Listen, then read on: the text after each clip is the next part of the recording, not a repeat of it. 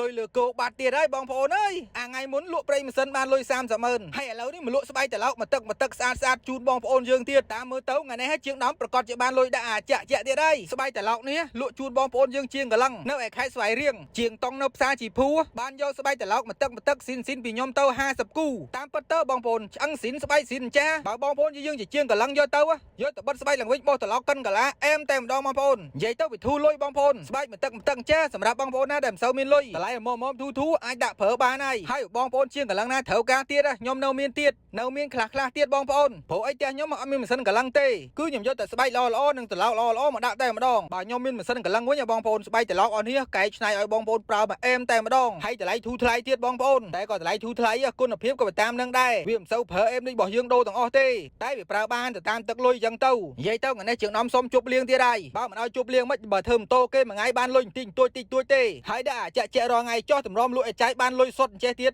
មិនជប់លៀងត្មងអីតែក៏ជាងដំទុកលុយខ្លះឲ្យប្រពន្ធព្រោះអីមហូបអាហារចំណីចំណុកឥឡូវឡើងថ្លៃខ្លាំងណាស់4-50000 100000ឥឡូវឲ្យប្រពន្ធចង់មើលមុខទេគាត់ថាវ៉ាន់ផ្សារឥឡូវឡើងថ្លៃខ្លាំងណាស់ឡើងតាមសាំងតាមសុទ្ធមកឥឡូវហ្គាសឡើងទៀតចប់ហើយបានអីដាំបាយវាមិនអត់ទេក៏វាឡើងថ្លៃខ្លាំងបានហើយចឹងសុំដាច់មួយសិនបងប្អូន